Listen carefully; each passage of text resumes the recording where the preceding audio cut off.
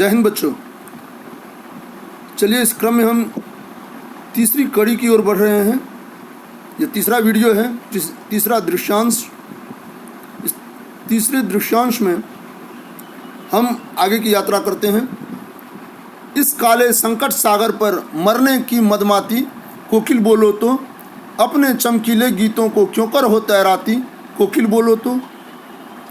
यह जो काला संकट सागर है, समस्त अंग्रेजी व्यवस्था को एक काले सागर के समान कहा है कवि ने।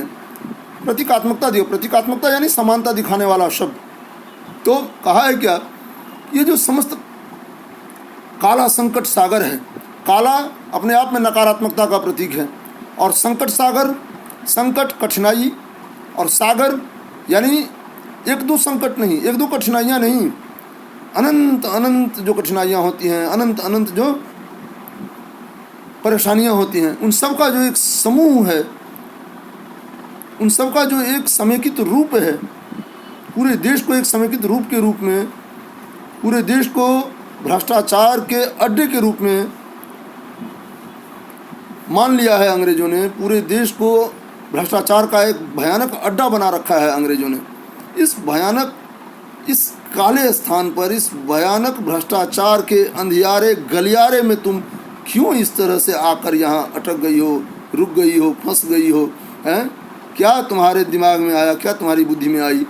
इस काले संकट सागर पर मरने की मदमाती, इस भयानक संकट सागर में आकर मरने के लिए क्यों इतना मद मार रही हो, क्यों इस तरह से तुम उन्मादित हो रही हो मरने की खातिर? इस जेल, इस भयानक जगह पर आकर मरने की कौन सी चाहत तुम में पैदा हो गई? ऐ मेरी प्यारी कोयल, बोलो तो जरा। अपने चमकीले गीतों को क्यों कर हो तैराती, कोकिल बोलो तो। तुम्हारे जो प्यारे प्यारे गीत हैं, उन गीतों को तुम यहाँ जो फैला रही हो, यहाँ क्या काम? भैंस के आगे बीन बजाई, भैंस करे पौराई। यहाँ आकर क्या फ़ायदा है बताओ? यहाँ तुम्हारे गीत कौन सुनेगा? यहाँ आकर क्यों तुम बोल रही हो? असल में कवि यह बोलता है कि तुम इस भयानक सी जगह पर, तुम तो सुंदरता और प्रकृति के प्रेम की प्रतीकात्मकता के रूप में हो। तुम तो वहाँ हो जहाँ सुंदरता होती है। तुम जहाँ होती हो वहीं सुंदरता भी होती है। सुंदरता और तुम दोनों, मधुरता और तुम दोनों एक दूसरे के पर्याय, तुम दोनों एक दूसरे के पर्याय हो। मधुरता और तुम दोनों एक दूसरे के पर्याय हो। इसके बावजूद तुम इस भयानक जगह पर क्यों आकर अटक गई? तुझे मिली हरियाली डाली, मुझे नसीब कोठरी काली। तेरा न भर में संचार, मेरा 10 फुट का संसार। तेरे गीत कहावे वाह, रोना भी है मुझे गुनाह। देख विषमता तेरी मेरी, बजा रही तिस पर रणभेरी। तुझे मिली हरियाली डाली, तुझे, अब तुलनात्मक दृष्टिकोण अपनाता है कवि। क्या बोलता है, देखो तुझ में और मुझ में कितना भयानक अंतर है कि तुझे तो हरियाली डाली मिली है और मुझे काली कोठरी नसीब हुई है। तू नभ भर में घूमती फिरती है, संसार भर में, आकाश भर में विचरती है, और मेरा तो यह जो कमरा है, यह 10 फुटों का है, 8 बाई 10 है। 10 फुट का संसार है। तेरे गीत कहावे वाह, तू जो गीत गाती है तो वाह वाह लोग करते हैं, और मैं, रोना भी है मुझे गुनाह। मैं जो रोता हूँ तो इस पर भी अंग्रेज हमें मारते हैं, है ना। मैं जो रोता हूँ तो इस पर भी अंग्रेज मुझे मारते हैं, और हम लोग यानी कि सारे कैदी, जब हम लोग रोते हैं, हम लोग कुछ शिकायत करते हैं, इस पर भी मार लगती है।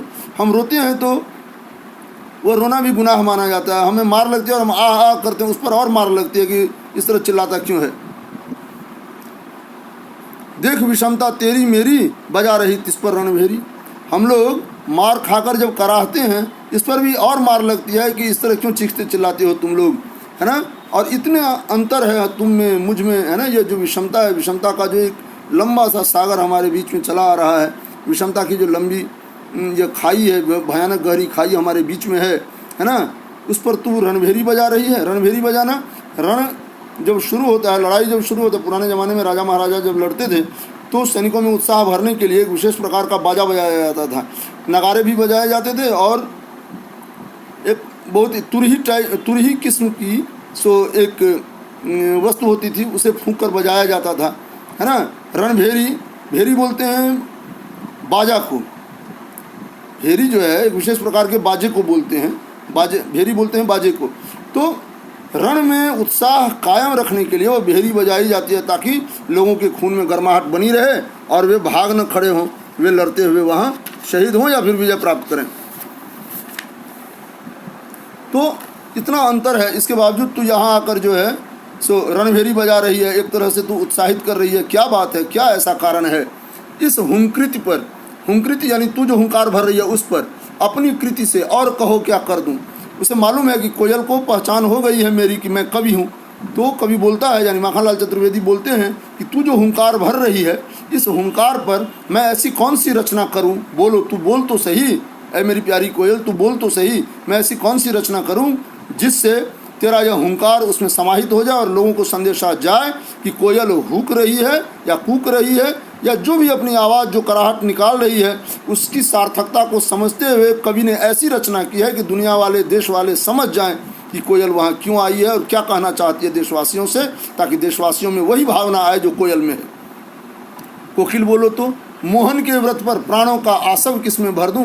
कोकिल बोलो तो मोहन यानी मोहनदास करमचंद गांधी, है ना, गांधी जी, कि उन्होंने जो व्रत ठान रखा है, उन्होंने जो तय कर रखा है कि अंग्रेजों भारत छोड़ो, ये जो उस समय हुआ था क्विट इंडिया मूवमेंट 1942 में, तो उन्होंने जो व्रत रखा है, हाँ, मोहन के व्रत पर यानी उनके प्रण पर प्राणों का आसव, आसव बोलते हैं मदिरा को, किसमें भर दूं, प्राणों की यह मदिरा किसमें भर दूं, यानी प्राण उत्सर्ग करने की, जैसे मदिरा पीकर आदमी बदहोश मदहोश हो जाता है, उसी तरह देश पर अपनी जान लुटाने, देश पर अपने प्राण उत्सर्ग करने का जो भाव है, यह भाव किस कदर आ जाए, ऐसी कौन सी मदिरा है, देशभक्ति ही वह मदिरा हो सकती है कि वह जब आदमी में आ जाए, वह मदिरा पी ले, देशभक्ति का गुणगान व्यक्ति के हृदय में समाहित हो जाए, तो वह अपने प्राण देश के लिए समर्पित करने के भाव से भर उठे, है ना। तो और प्राणों का आसव किसमें भर दूं, हैं, तू बोल तो सही, किसमें भरूं, कहाँ भरूं, बोल तो सही, है ना। कोकिल बोलो तो असल में कवि यह पूछ रहा है कि तू यहाँ आकर जो बोल रही है सो क्यों। बाद में कवि को महसूस होता है कि वह कोयल बोल रही है कि तू तो एक छोटे से कैद खाने में है, मैं तो पूरे देश को ही कैद खाने के रूप में देख रही हूँ, और मैं इसी तरह घूम घूम कर लोगों के दिलों में हुंकार भरने का आह्वान कर रही हूँ। तू कवि है, मैं तेरे पास आई हूँ ताकि तू मेरा हुंकार सुने, तू मेरी हुंकृति सुने, और तू मेरी हुंकृति सुने और उसका भाव अपनी कविताओं में उड़ेल कर लोगों में बांट सके, लोगों में फैला सके, लोगों को जागरूक कर सके, ताकि एक एक बच्चा, एक एक कण यहाँ का जग जाए और अंग्रेजों को मार कर खदेड़ कर यहाँ से भगा दे, और भारत माता अपनी पराधीनता की जंजीरें, बेड़ियाँ, हथकड़ियाँ सब उतार कर स्वतंत्र रूप में प्रच्छन्न वायु में प्रश्वास ले सके, श्वास प्रश्वास ले सके और हमें आशीर्वादित कर सके। जय हिंद, जय भारत, वंदे मातरम। धन्यवाद।